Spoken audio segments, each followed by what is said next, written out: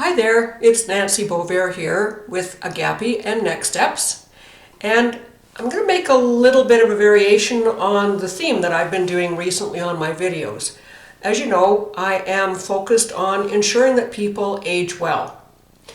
And part of that focus has been creating videos that talk about various aspects and ensuring that people can age the best that they can, given any of their financial or health implications. Having said that, I wanted to make a very important point that having a comprehensive aging plan in place is not something that's just restricted to baby boomers, not to your parents or your grandparents. I'm speaking to the millennials now, and this speaks directly to you. So an interesting demographic is that millennials are the largest cohort since the baby boomers. They actually outnumber the baby boomers. So the early baby boomers are already transitioning, they've already passed away, many of them are already in lodges or are healthily aging in their own homes. But the millennials are coming up. There's a lot of hype out there about how the millennials are poised to inherit. I believe the figure is about $90 trillion in the US alone in the passing on of wealth from their parents to themselves. And that includes property, housing. But there are 25% of millennials that won't be inheriting that. Beyond that, circumstances in our society, financial, economic circumstances around our globe, have structured it so that up until this point, millennials have, in a large part, taken on a large amount of debt.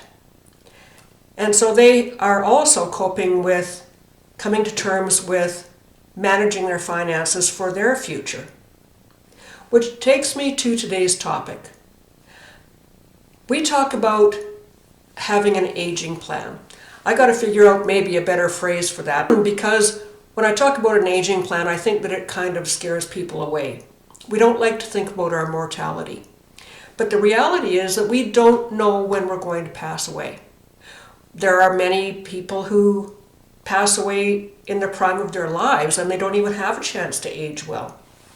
So to have a process in place to make sure that your affairs are in order so that your loved ones who are left here are not scrambling is really a high priority item that shouldn't be procrastinated regardless of our age. So for the millennials who I'm speaking to in this video, I'd like you to consider this. You're busy right now establishing yourselves, if you haven't already established yourself, in the work environment, in the workspace. Many of you are highly educated, very professional people, and you can command a good income. Beyond that, there will be the passing down of wealth. In some cases, people are going to be inheriting huge sums of money. In other cases, people may not inherit a single thing, aside from their parents' legacy. That aside, it's important that you take the time to do an inventory on where you are in your life.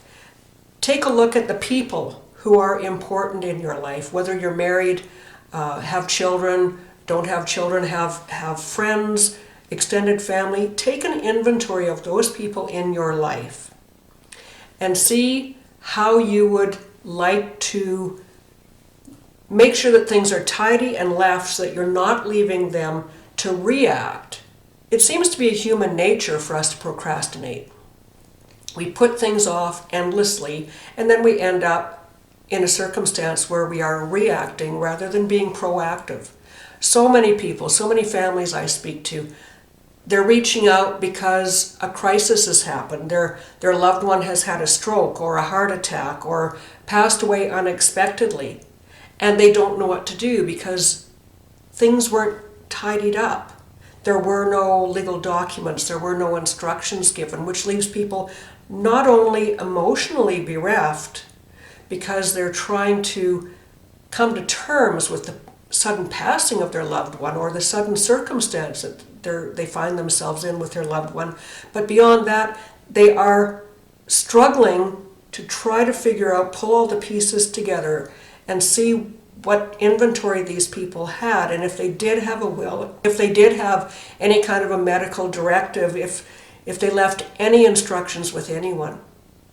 So I urge you very, very strongly, don't wait for a crisis to happen. Really, it would take you, let's call it a day, to put everything in order on what is important in your life, who is important in your life, what your assets are, and then figure out how you want to allow for those important people in your life to have access to those assets that you've built up. And make sure that your wishes are made. If you suddenly have a stroke, if you suddenly are in an accident, if you, for some reason, slip into a coma and you can't speak for yourself, make sure that you have a document somewhere that talks legally about what your wishes are. Yes, your loved ones can speak to the medical people about it, but it is far more compelling when you have a legal document that states your case. So just take a little bit of time. It's a quarter of the way through 2024. Don't wait too long. Just put this stuff in order. You won't be sorry, and your loved ones will thank you for it. So again, the biggest takeaway from this video that I want you to have is that aging gracefully and aging well isn't just for the elderly. Aging gracefully and aging well has to do with setting some guidelines and some parameters in your life now. Legal, financial, medical. Take care of your health. Make sure that you exercise and eat right. If you do that now, your body will thank you later. You'll have less chronic ailments later. So that's what I have for you today. I hope that this strikes a chord with all of you millennials out there, and that this will urge you to, even a handful of you, if this has touched somebody and has urged you to do what you need to do for your future planning, then I'm grateful. So please, if you find this useful, pass on this video to your friends and family and let them know as well the steps that they need to do. Reach out to me anytime, and I thank you for your time today. Bye for now.